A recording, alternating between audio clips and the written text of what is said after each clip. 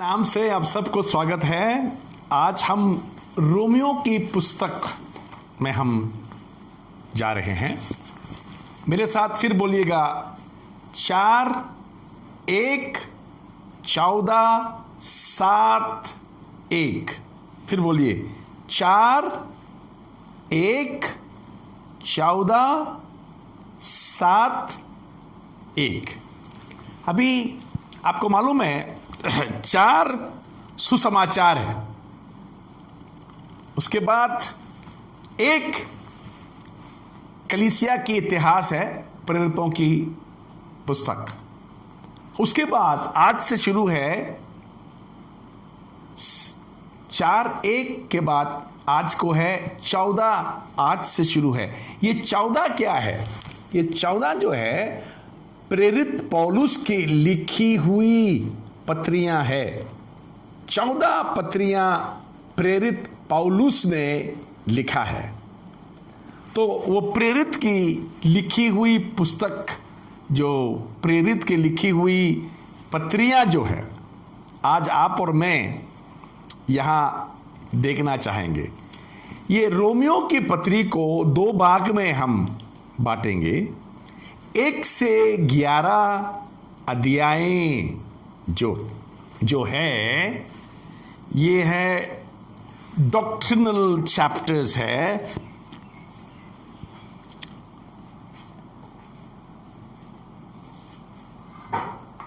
इसको हिंदी में मत संबंधी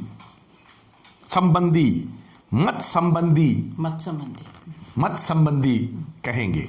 हिंदी में मत संबंधी के मानी है ये डॉक्ट्रिनल चैप्टर्स है, डॉक्ट्रिनल चैप्टर्स। उसके बाद में हम देखेंगे 11 से 16, वो है प्रैक्टिकल चैप्टर्स। प्रैक्टिकल चैप्टर्स जो है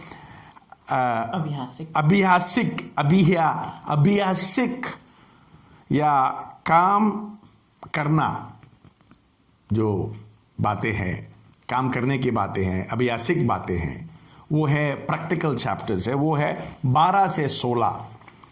तो आज हम आपके साथ 1 से 11 देखने की कोशिश करेंगे। देखें कितना तक हम जा सकते हैं।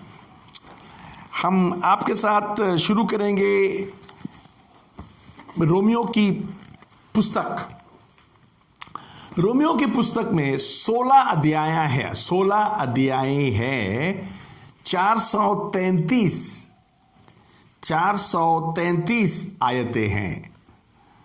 तो मेरे बाइबल में 9447 शब्द गिना जाता है। अभी आपके साथ हम देखेंगे पहला अध्याय, एक आयत और 2 आयत पढ़ेंगे। पौलुस की ओर से जो मसीह यीशु का दास है और प्रेरित होने के लिए बुलाया गया है और परमेश्वर के उस सुसमाचार के लिए अलग किया गया है, जिसकी उसने पहले ही से अपने भविष्यताओं के द्वारा पवित्र शास्त्र में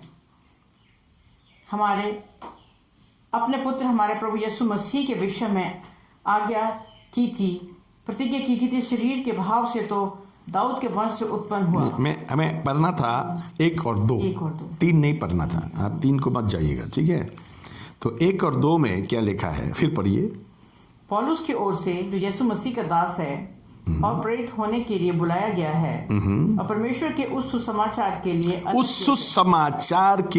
अलग किया गया। देखिए, रोमियो के पुस्तक जो है सुसमाचार की खास बातों को आपको दिखाएंगे, बताएंगे, ठीक है?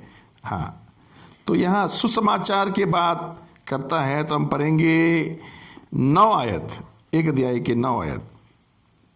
परमेश्वर जिसकी सेवा में अपनी आत्मा से उसके पुत्र के सुसमाचार के विषय में करता है, वही मेरा गवाह है कि मैं तुम्हें किस प्रकार लगातार स्मरण करता है। हालेलुया। सुसमाचार, हालेलुया, हालेलुया। सुसमाचार के बारे में आगे बताता है उसने 14 आयत में, 15 आयत, 14, 15 और 16 आयतों में ऐसा बताता है। 1 अध्याय की 14 आयत में बताता है, मैं कर्जदार हूं। पढ़ के देखिए। मैं यूनानियों और अन्य भाषियों का और बुद्धिमानों और निर्बुद्धियों का कर्जदार हूँ। कर्जदार है। किसकी कर्जदार? सुसमाचार देने की कर्जदार। पौलुस कहता मैं कर्जदार हूं। हाँ, इसके बाद दूसरा 15 आयत। सो मैं तुम्हें भी जो रोम में रहते हैं सुसमाचार सुनाने को भरसक तैयार हूँ। हाँ, फिर दूसरा तैयार हूं। पहला कर्जदार हूं, दूसरा तैयार हूं, और 16 आयत में क्योंकि मैं सुसमाचार से नहीं लजाता, इसलिए लजाता नहीं हूं, शर्म आता नहीं हूं। 3 बातें। देखिए, कोई भी आज प्रचार करना है, ये 3 बातों को ध्यान देना पड़ेगा। ये 3 बातें आप में है तो आप प्रचार कर सकता है। क्या? पहला, कर्जदार हूं। क्या कोई महसूस करता है आप कर्जदार है? जब लोगों को आप देखता है तो महसूस करता है क्या आप कर्जदार है? उनको सुसमाचार देना है। उसके बाद दूसरा, क्या आप तैयार भी है देने के लिए? उसके बाद तीसरा, शर्म आता है? पौलुस कहता है मैं शर्म नहीं आता, क्योंकि 16 आयत में लिखा है ये परमेश्वर की सामर्थ है। पढ़िए। क्योंकि मैं सुसमाचार से नहीं ले जाता, इसलिए कि वो हर एक विश्वास करने वाले के लिए, पहले तो यहूदी फिर यूनानी के लिए, हालेलुया, उद्धार के निमित्त परमेश्वर की सामर्थ है। परमेश्वर की सामर्थ है। उद्धार के निमित्त परमेश्वर की सामर्थ है। अभी यहाँ 1 अध्याय में 18 आयत से हम देखता है परमेश्वर की गुस्सा, रथ परमेश्वर गुस्सा।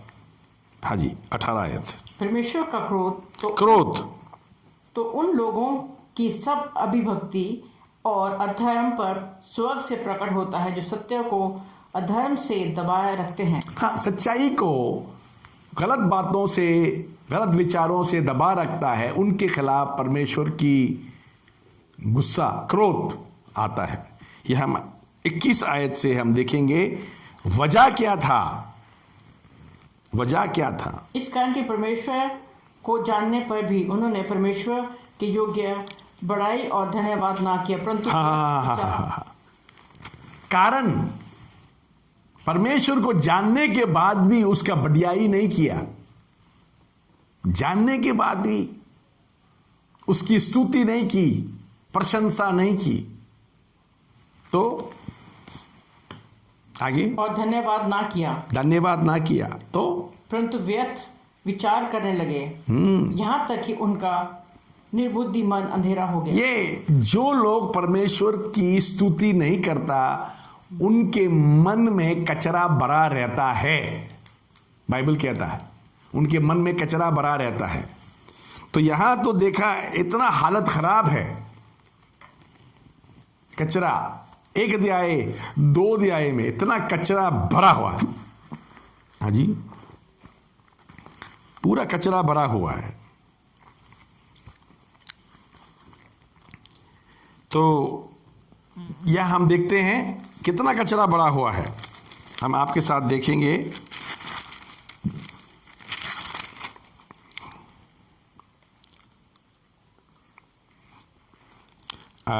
एक अध्याय हम पढ़ेंगे 27 आयत, 26 आयत, 26-27 पढ़ेंगे। इससे परमेश्वर ने उन्हें नीच कामनाओं के वश में छोड़ दिया, यहाँ तक कि उनकी स्त्रियों ने भी स्वाभाविक व्यवहार को उससे जो स्वभाव के विरुद्ध है बदल डाला। वैसे ही पुरुष भी स्त्रियों के साथ स्वाभाविक व्यवहार छोड़कर आपस में कामोत्तर होकर जलने लगे, और पुरुषों ने पुरुषों के साथ निर्जलता काम करके अपने भ्रम का ठीक फल पाया। देखिए, औरत आदमी के साथ रिश्ता करने के जगह में औरत औरत के साथ रिश्ता करने की कोशिश करता है, और आदमी औरत के साथ रिश्ता करने के जगह में आदमी भी आदमी के साथ रिश्ता करने की कोशिश करता है। उलट पुलट हो चुका है। 25 आयत कहता है क्यों? क्योंकि उन्होंने परमेश्वर की सच्चाई को बदलकर झूठ बना डाला, और सृष्टि की उपासना और सेवा की, ना कि उस सृजनहार की जो सदा धन्य है।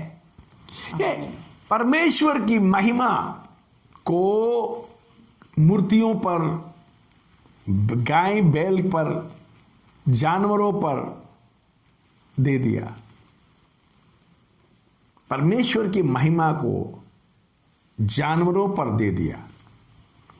और जैसे चाइना में चमगादड़ की पूजा होता है, आप सोच के देखिए, चमगादड़ ने बीमारी ले आया, कोरोना, और ऐसा बीमारी लाया ठीक ही नहीं हो रहा है। चमगादड़ से पूछे, वो आपको दवाई दे। अभी हम यहां बहुत बड़ा पढ़ना भी दुखी हो जाता है। इतना मार पीट, झगड़ा, फिसाद, खून खराबा यहां हम देखते हैं एक अध्याय के अंत में। और 2 अध्याय की 4 आयत पढ़ना चाहता हूं। क्या तू उसकी कृपा और सहनशीलता और धीरज रूपी धन को तू जानता है? और क्या ये नहीं समझता कि परमेश्वर कृपा तुझे मन फिराव को सिखाती है? हाँ, परमेश्वर के अनुग्रह जो है हमको मन फिराव की तरफ ले जाता है। और यहां हम देखते हैं 15 आयत 2 अध्याय की।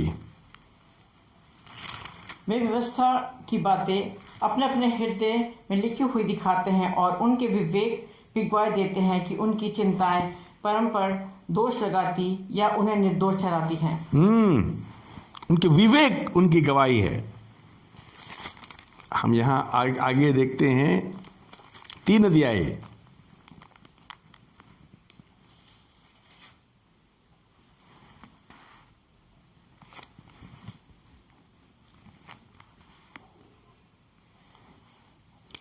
तीन अध्याय के 4 आयत। कदापि नहीं, वरन परमेश्वर सच्चा और हर एक मनुष्य झूठा ठहरे, जैसा लिखा है कि जिससे तू अपनी बातों में धर्मी ठहरे और न्याय करते समय तू जय पाए।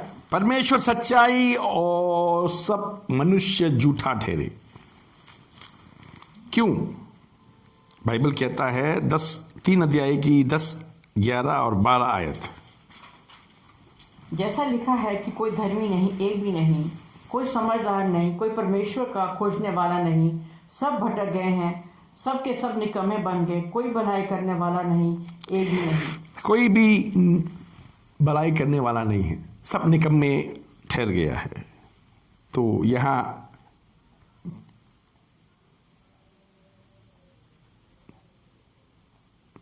हम पढ़ेंगे 20 आयत।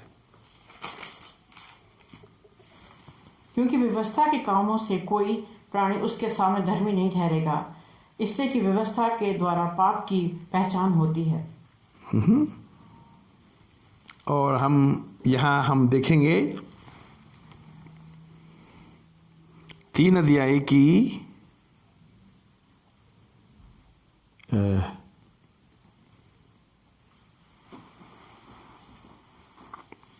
25 आयत। उसे परमेश्वर ने उसके लहू के कारण एक ऐसा प्रायश्चित ठहराया जो विश्वास करने से कार्यकारी होता है कि जो पाप पहले किए गए और उनकी परमेश्वर ने अपनी सहनशीलता से आनाकानी की, उनके विषय में वो अपनी धार्मिकता प्रकट करे। हाँ, तो यहां आकर के 22 आयत बताता है यहूदी और जेंटाइल में, यूनानी यूनानी और जो अन्य जातियों के बीच में कोई फर्क नहीं है, सब एक सा ही है। हमें पता चलता है यहां। तो यहां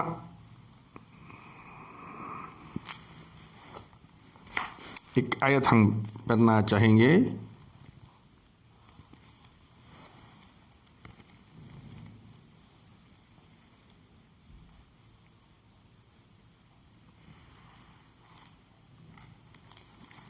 Okay.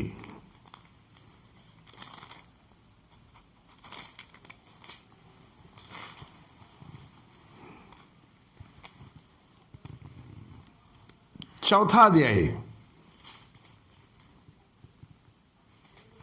उसका 7 आयत और 8 आयत। धन्य वे हैं जिनके अधर्म क्षमा हुए और जिनके पाप ढांपे गए। धन्य वो है वो मनुष्य जिसे परमेश्वर पापी न ठहराएगा। तो वो कौन है? हम देखते हैं 4 अध्याय में इब्राहिम को देखते हैं, 4 अध्याय में विश्वास के पहलवानों को देखते हैं। उसके बाद 5 अध्याय के 1 आयत पढ़ेंगे हम। सो जब हम विश्वास से धर्मी ठहरे तो अपने प्रभु यीशु मसीह के द्वारा परमेश्वर के साथ मेल रखें। मेल रखे। यहाँ दोस्ती होता है परमेश्वर और इंसान का वापस। यीशु मसीह के लहू के द्वारा इंसान और परमेश्वर की टूटी हुई रिश्ता फिर जोड़ता है। तो यहाँ हम देखते हैं फिर रिश्ता आके जुड़ता है। तो यहाँ 5 अध्याय की 17 आयत। क्योंकि जब एक मनुष्य के अपराध के कारण मृत्यु ने उस एक ही के द्वारा राज्य किया, तो जो लोग अनुग्रह और धर्म रूपी वरदान बहुतायत से पाते हैं वे एक मनुष्य के अर्थात यीशु मसीह के द्वारा अवश्य ही अनंत जीवन में राज्य करेंगे। यह एक सबसे बड़ा वरदान दिखता है बाइबल में। आपको मालूम है सबसे बड़ा वरदान सबसे पहली बार इंसान को मिलता है। यीशु मसीह के पास आते हुए ये वरदान मिलता है। इस वरदान का नाम है 17 आयत में लिखा है धर्म रूपी वरदान। पढ़ेंगे 17 आयत।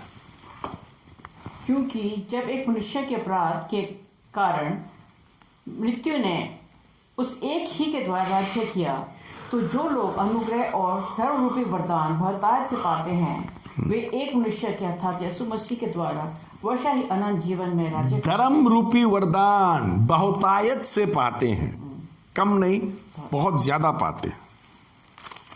तो इसके बाद 6 अध्याय में आता है। हम 6 अध्याय में जब पहुंचता है, मैं आपको कुछ बता दूं। यहाँ मेरी जिंदगी बदलने की, यीशु मसीह में बदलने की शुरुआत रोमियो की पुस्तक से हुआ है। इसीलिए मैं बता सकता हूं रोमियो की पुस्तक कितनी खास है। एक मुसलमान लड़के यीशु मसीह के साथ रिश्ता जुड़ गया रोमियो की पुस्तक से। मैं आपको आगे आपके साथ हम देखेंगे रोमियो की 6 के 7 आयत। क्योंकि जो मर गया वो पाप से छुटकर धर्मी ठहरा। हालेलुया।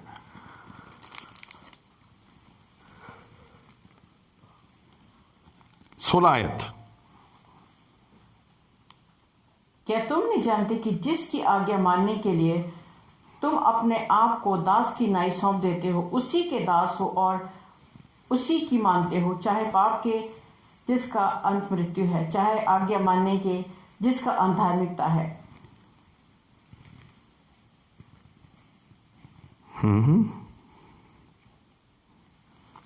देखिए यहां लिखा है बहुत खास, आप जिसको मानता है उसके दास बन जाएंगे आप। यहां 17 आयत भी पढ़िए। परंतु परमेश्वर का धन्यवाद हो कि तुम जो पाप के दास थे तो भी मन से उस उपदेश के मानने वाले हो गए जिसके सांचे में ढाले गए थे। 6 अध्याय के 23 आयत। क्योंकि पाप की मजदूरी तो मृत्यु है, परंतु परमेश्वर का वरदान हमारे प्रभु यीशु मसीह में अनंत जीवन है। पाप की मजदूरी मृत्यु है, मौत है, मौत। और बाइबल कहता है परमेश्वर की वरदान क्या है हमारे लिए? अनंत जीवन है। अभी हम 7वां अध्याय में जाएंगे। 7वां अध्याय 2 से 3 आयत पढ़ेंगे। क्योंकि विवाहित स्त्री व्यवस्था के अनुसार अपने पति के जीते जी उससे बंदी है, परंतु यदि पति मर जाए तो वो पति की व्यवस्था से छूट गई। यदि पति के जीते जी वो किसी दूसरे पुरुष की हो जाए तो वह विचारणी कहलाएगी, परंतु यदि पति मर जाए तो वो उस व्यवस्था से छूट गई। यहाँ तक कि यदि किसी दूसरे पुरुष की हो जाए तो भी वह विचारणी ना ठहरेगी। व्यवस्था की बंधन पुराना नियम के समय में क्या था? व्यवस्था के बंधन यहूदियों के ऊपर में क्या था? बाइबल कहता है उनके पति थे व्यवस्था, और वो लोग जो है पत्नी थे।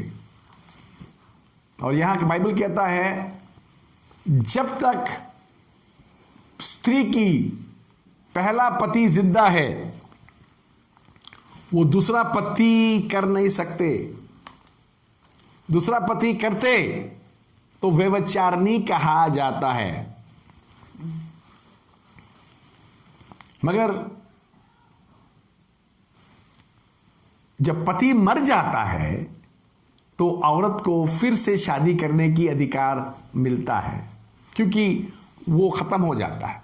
ऐसा ही पुराना आदमी पाप और नियम, व्यवस्था और उसकी नियम जो पाप हमें दर्शाता है, पाप व्यवस्था के कारण पता चला। व्यवस्था नहीं होते तो पाप नहीं पहचान होते। अभी पुराना आदमी मरेंगे, ये जो पाप खत्म होंगे और व्यवस्था जो हमें पाप दर्शाता है वो पूरा होंगे, तब हम रास्ता खुलता है यीशु मसीह के साथ शादी करने का, यीशु मसीह के साथ रिश्ता बनने के लिए। हालेलुया। तो हम यहाँ देखता है 4 आयत 7 का। सो हे मेरे भाई, तुम भी मसीह की देह के द्वारा व्यवस्था के लिए मरे हुए बन गए कि उस दूसरे के हो जाओ जो मरे हुए में से जी उठा, ताकि हम परमेश्वर के लिए फल लाएं। हालेलुया। यीशु मसीह के लिए हो जाओ। अभी 8 अध्याय में 1 और 2 आयत बहुत ही पसंद आयत है मेरी, पढ़िएगा। सो अब जो मसीह यीशु में है, जो मसीह यीशु में है, अब जो मसीह यीशु में है, उन पर दंड की आज्ञा नहीं, उन पर दंड के आज्ञा नहीं है, क्योंकि वे शरीर के अनुसार नहीं, वो शरीर के अनुसार नहीं, आत्मा के अनुसार चलते हैं। आत्मा के अनुसार चलते हैं। क्योंकि जीवन की आत्मा की व्यवस्था ने यीशु मसीह में मुझे पाप की और मृत्यु की व्यवस्था से स्वतंत्र कर दिया। हाँ, स्वतंत्र कर दिया। Hallelujah, hallelujah. हालेलुया। दंड के आज्ञा नहीं है। यह रोमियो के 8 अध्याय जो है बहुत ही अमीर, बहुत ही खजाना है। इसमें हम देखते हैं यहाँ 7 आयत। क्योंकि शरीर पर मन लगाना तो परमेश्वर से बैर रखना है, क्योंकि ना तो परमेश्वर की व्यवस्था के अधीन है और ना हो सकता है। हाँ, परमेश्वर से बैरी, परमेश्वर से बैरी होना है। 9 आयत। परंतु जबकि परमेश्वर का आत्मा तुम में बसा है तो तुम शारीरिक दशा में नहीं परंतु आत्मिक दशा में हो। यदि किसी में मसीह का आत्मा नहीं तो वो उसका जन नहीं। हाँ, मसीह के जन ही नहीं है, मसीह की आत्मा नहीं है तो ये कैसे बनेगा? 14 आयत। इसलिए कि जितने लोग परमेश्वर के आत्मा के चलाए चलते हैं वही परमेश्वर के पुत्र हैं। आत्मा की चलाई में चलना परमेश्वर का पुत्र बनना है। इसके बाद 16 आयत पढ़ेंगे। आत्मा आप ही हमारे आत्मा के साथ गवाही देता है कि हम परमेश्वर के पवित्र आत्मा और हमारा आत्मा दोनों एक दूसरे के साथ गवाही दे के जुड़ जाता है। हम पढ़ेंगे 26 आयत। इसी रीति से आत्मा भी हमारी दुर्बलता में सहायता करता है, क्योंकि हम नहीं जानते कि प्रार्थना किस रीति से करनी चाहिए। हम जानते नहीं प्रार्थना किस रीति से करना चाहिए। हाँ, परंतु आत्मा आप ही ऐसी आहें भर भर कर जो ब्याह से बाहर है हमारे लिए विनती करता है। हालेलुया। आत्मा विनती करता है। Hallelujah, hallelujah. That's why 28 आयत 28 आयत। और हम जानते हैं कि जो लोग परमेश्वर से प्रेम रखते उनके लिए सब बातें मिलकर भलाई ही उत्पन्न करती है। अर्थात उन्हीं के लिए जो उसकी इच्छा के अनुसार बुलाए गए हुए हैं। 9 अध्याय में, रोमियो के 9 अध्याय में पौलुस बताता है वो यहूदियों के लिए, इजरायलियों के लिए कितना दुखी है। उनकी नासमझ जो है उसको दुखी करके रखा है। रोमियो की 10 अध्याय में हम जब आते हैं तो यहूदियों की अविश्वास की बातें यहाँ तक लाते ही है, मगर यहाँ हम देखेंगे आपके साथ 14 आयत, 15 आयत, 16 आयत। फिर जिस पर उन्होंने विश्वास किया है वह उसका नाम क्यों लें, और जिसकी नहीं सुनी उस पर क्यों विश्वास करें, और प्रचारक बिना क्यों कर सुने, और यदि भेजे न जाए तो क्यों का प्रचार करें। जैसा लिखा है कि उनके पांव क्या ही सुहावने हैं जो अच्छी बातों का सुसमाचार सुनाते हैं। यहां हम देखते हैं 14 आयत में लिखा है कैसे परमेश्वर की नाम पुकारेंगे जब वो विश्वास करते ही नहीं, और विश्वास कैसे करेंगे जब सुसमाचार सुना ही नहीं तो, और सुसमाचार कैसे सुनेंगे कोई उनको प्रचार नहीं करते तो। यहां लिखा है उनकी पैर इतने खूबसूरत है जो सुसमाचार सुनाते हैं। इजरायलियों की बारी में ईसाया क्या कहा, 16 आयत। परंतु सब ने उस सुसमाचार पर कान न लगाया। ईशाया कहता है कि हे प्रभु, किसने हमारे समाचार की प्रीति की है, किसने विश्वास की है।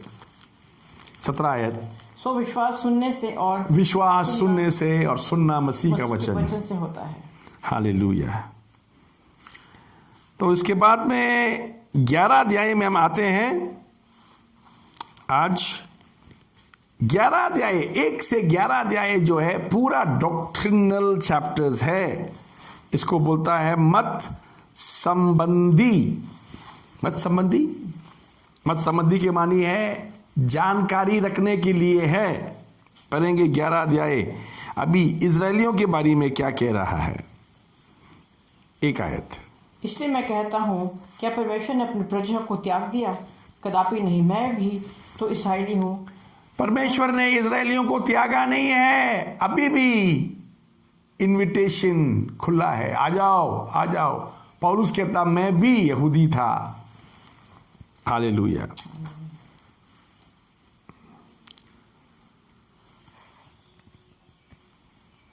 हम पढ़ेंगे 11 का 9। दाऊद ने क्या कहा? और दाऊद कहता है, उनका भोजन उनके लिए जाल और फंदा और ठोकर और धन का कारण हो जाए। इनके हालात बहुत खराब है, ठोकर में है इन लोग। यीशु मसीह के नाम सुनते हुए ठोकर खाते हैं, गिर जाते। और यहां 11 आयत से पढ़ेंगे। सो मैं कहता हूँ, क्या उन्होंने इससे ठोकर खाई कि गिर पड़े? कदापि नहीं, परंतु उनके गिरने के कारण अन्य जातियों को धार मिला कि उन्हें जलन हो। सो यदि उनका गिरना जगत के लिए धन है और उनकी घटी अन्य जातियों के लिए संपत्ति का कारण हुआ, तो उनकी भरपूरी से कितना ना होगा। वो यहूदी नहीं विश्वास किया, इसीलिए सुसमाचार अन्य जातियों के पास पहुंचा। उनकी इनकार हमारा फायदा हुआ। हालेलुया। उनके इनकार हमारा फायदा हुआ। और आखिरी में हम 25 आयत देखता है, 11 अध्याय की 25 आयत। हे भाइयों, कहीं ऐसा ना हो कि तुम अपने आप को बुद्धिमान समझ लो। इसलिए मैं नहीं चाहता कि तुम इस भेद से अनजान रहो कि जब तक अन्य जातियां पूरी रीति से प्रवेश ना कर लें, तब तक इस्राएल का एक भाग ऐसा ही कठोर रहेगा। हालेलुया। एक भाग ऐसा ही कठोर रहेगा। 11 अध्याय में हम देखते हैं 29 आयत। क्योंकि परमेश्वर अपने वरदानों से और बुलाहट से कभी पीछे नहीं हटता। परमेश्वर जिसको बुलाया है वो पीछे नहीं हटा। यहूदियों को अभी भी परमेश्वर की बुलाहट है। परमेश्वर चाहता है वो लोग आए, और उनके गमन और मन कठोरता उनको मसीह यीशु से दूर रखा है। तो 11 अध्याय तक हम पूरा डॉक्ट्रिनल चैप्टर सीख सकते हैं। 11 अध्याय तक हम देख सकता है ये मत संबंधी जो कहता है डॉक्ट्रिनल चैप्टर्स। और कल से 12 से 16 हम कल प्रैक्टिकल चैप्टर कल देखेंगे आपके साथ रोमियो की पुस्तक में।